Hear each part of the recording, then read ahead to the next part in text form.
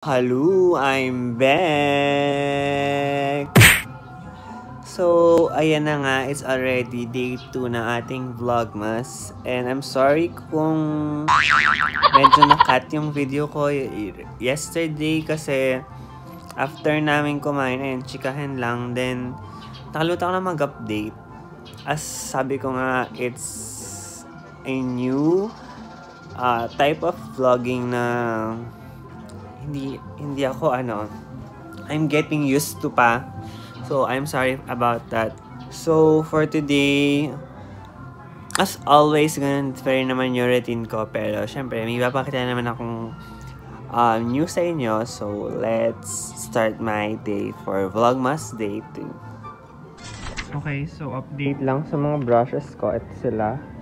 Hindi pa sila totally natuyo and yung oil is nafe-feel mo pa sa brushes. Well, bago ko naman kasi sila gamitin, pinupunasan ko lang muna sila ng tissue para yung excess oil is natatanggal.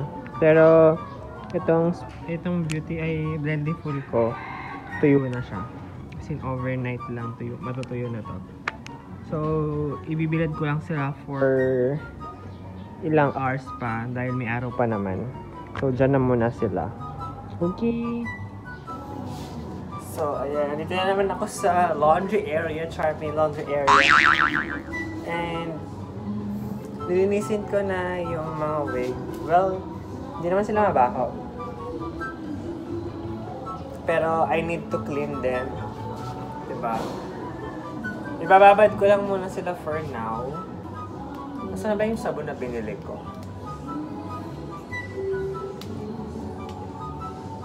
I'll just clean them. Ito yung pink. Tapos, ito yung brown, blonde. Yung light blonde. Hindi pala. Blonde, ayan. Di ba? Ngarag is real. Ito yung gray. Ayan. Wait lang, kunin ko lang yung sabon. So, bumili na ako ng, tawag dito,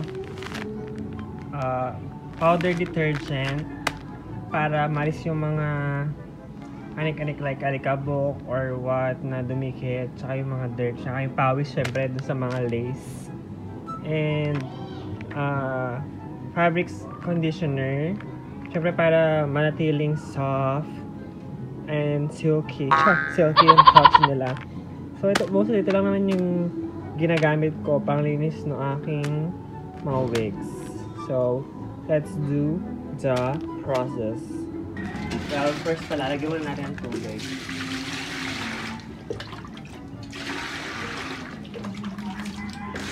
Dahil apat yung hair, kahit siguro pagsabay na natin yung dalawa sa isang timba. Baka na siguro yan. Oh my God.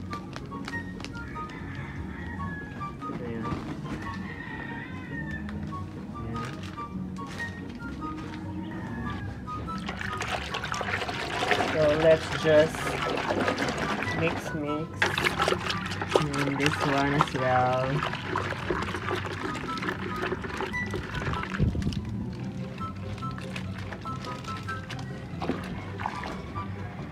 Ayan.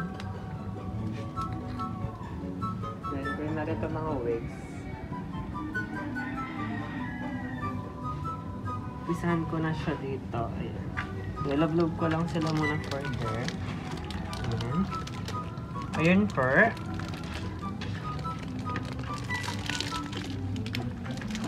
Tapos maglalaba lang tayo. Ganyan.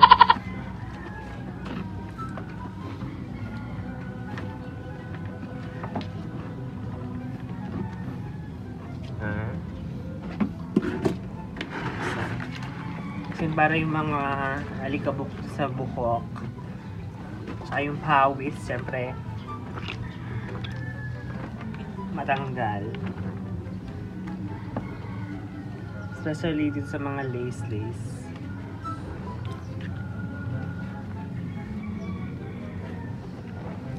So, i-brush lang natin siya as in, nagmula sa baba muna.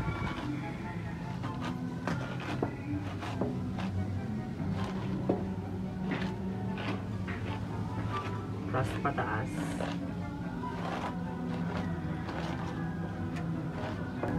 Tapos so, after ko na silang masabunan, ayan, maglalagay na tayo ng fabric conditioner. Ayan, guys. Pwede na siguro yan. Tipid much. Tipid lang.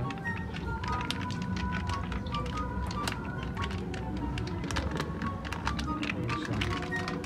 Ayan na ng water.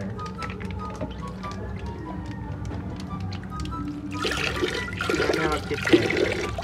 Gagamitin pa ni mother ito para maglaba.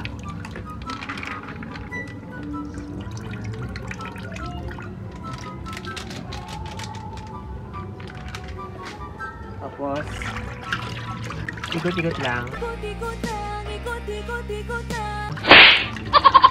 Maraming tubig kasi nalagay ko. Kaya, nalagdagan pa natin. Eh, sakto, apat din naman pala yung wig na lilinisin natin. So, ayan, in-open ko na yung sa pang sachet.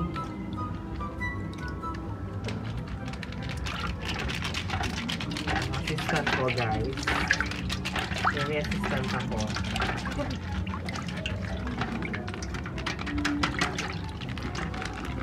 Tapos, ilulublog na natin yung mga wig. So, ilulublog lang. Ayan. Ibababad lang natin siya for now.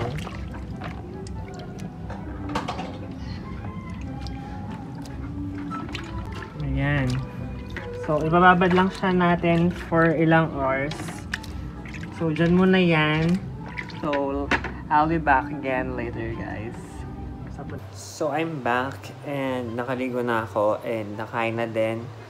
Tinapos ko lang yung pag-edit ko ng video. So, now, ina-upload ko na siya, guys. So, ayan, uploading na siya, guys. So, abangan nyo yung ating VlogMas Day 1. Well, for sure, nauna ko naman ma-upload to. Kaya, ayan. Ngayon lang naman ako mag-upload. Let's balikan na din pala yung ating mga labada, okay? So, ayan guys. Babad na sila and ilang hours na din naman to.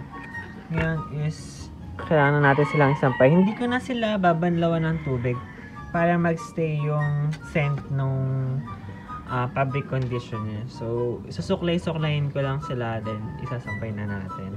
Okay?